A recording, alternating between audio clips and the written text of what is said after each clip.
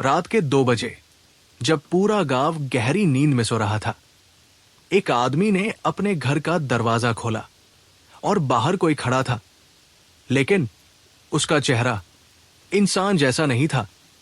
अगली सुबह वो आदमी जिंदा नहीं मिला और सबसे डरावनी बात, उस घर के अंदर से आज भी रात को अजीब अजीब आवाजें आती है। अगर आपको सस्पेंस, थ्रिलर और असली घटनाओं से प्रेरित भारतीय कहानियां पसंद है तो चैनल को अभी सब्सक्राइब कर लीजिए, क्योंकि यहां हम ऐसी कहानियां लाते हैं जो सिर्फ कहानी नहीं बल्कि लोगों के असली अनुभवों पर आधारित होती है। लाइट बंद कर दीजिए, ईयरफोन लगा लीजिए और तैयार हो जाइए एक ऐसी कहानी के लिए जो आपको पूरी रात सोने नहीं देगी। बिहार के एक छोटे से इलाके मिठापुर में सब कुछ बिल्कुल सामान्य था। छोटे छोटे घर, कच्ची सड़कें और लोग जो एक दूसरे को नाम से जानते थे।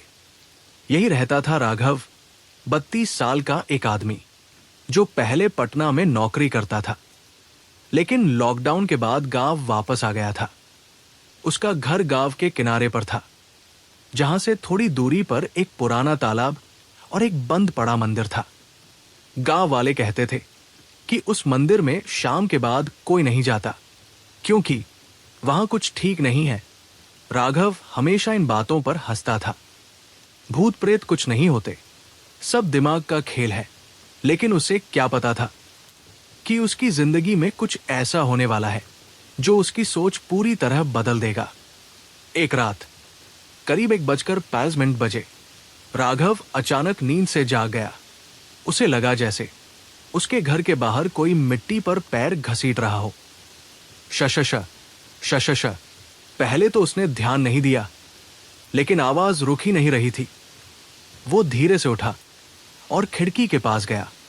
बाहर घना अंधेरा था, लेकिन तभी उसने देखा तालाब की तरफ कोई खड़ा था, बिल्कुल सीधा, बिल्कुल स्थिर। राघव ने आंखें मिचमिचाकर देखा। कौन है वहां? उसने जोर से आवाज लगाई, लेकिन कोई जवाब नहीं आया। और फिर वो आकृति धीरे धीरे उसकी तरफ चलने लगी। राघव का दिल तेजी से धड़कने लगा। उसने तुरंत खिड़की बंद कर दी और खुद से कहा, सुबह देखेंगे। अगली सुबह राघव ने ये बात गांव के एक बुजुर्ग श्यामलाल काका को बताई। ये सुनते ही उनका चेहरा गंभीर हो गया। तुमने उसे देखा? राघव ने हंसते हुए कहा, हां, कोई आदमी ही था। काका ने धीरे से कहा, वो आदमी नहीं था। राघव ने फिर मजाक उड़ाया, काका आप भी। तब काका ने एक पुरानी कहानी सुनाई। 10 साल पहले उसी तालाब के पास एक आदमी डूब कर मर गया था, लेकिन उसकी लाश कभी नहीं मिली। तब से लोग कहते हैं कि रात को वो किसी को बुलाता है। राघव थोड़ा असहज हो गया। मतलब? काका ने उसकी आंखों में देखते हुए कहा, जिसे वो दिखता है वो ज्यादा दिन जिंदा नहीं रहता। ये सुनकर वातावरण एकदम ठंडा हो गया, लेकिन फिर भी राघव ने इसे नजरअंदाज कर दिया। ये सब संयोग है। उसे अभी भी यकीन नहीं था, लेकिन उस रात जो होने वाला था वो उसकी जिंदगी का सबसे बड़ा सच बनने वाला था। उस रात राघव ने सोचा कि सब कुछ बस उसका वहम था, लेकिन फिर भी उसके मन में हल्की सी बेचैनी थी। रात के ठीक 2 बजे ठक ठक ठक दरवाजे पर किसी ने दस्तक दी। राघव की नींद खुल गई। उसका दिल जोर जोर से धड़कने लगा। इतनी रात को कौन हो सकता है? वो धीरे धीरे उठा और दरवाजे के पास जाकर खड़ा हो गया। कौन है? उसने कांपती आवाज में पूछा, लेकिन बाहर से कोई जवाब नहीं आया। सिर्फ हल्की हल्की सांस लेने की आवाज। हैं। राघव का गला सूख गया। उसने हिम्मत करके दरवाजे की झिरी से बाहर झांका, और जो उसने देखा उसका खून जम गया। बाहर वही आकृति खड़ी थी, लेकिन इस बार उसका चेहरा पानी से भीगा हुआ और आंखें पूरी काली, जैसे किसी ने उसकी आत्मा छीन ली हो। राघव पीछे हट गया। उसका शरीर कांप रहा था। ये क्या है? उसने खुद से कहा।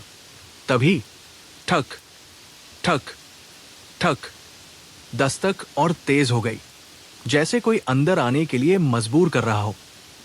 फिर अचानक एक आवाज आई, धीमी, टूटी हुई।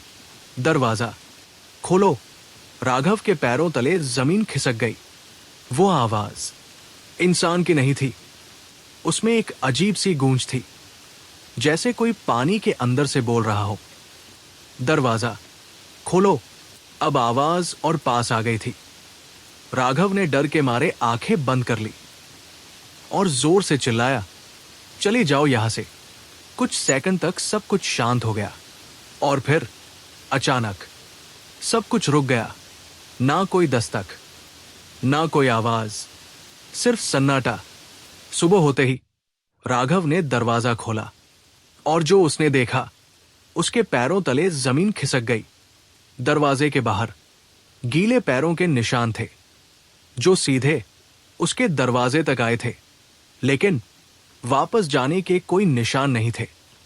जैसे वो चीज अभी भी यही कहीं हो। राघव ने तुरंत श्यामलाल काका को बुलाया।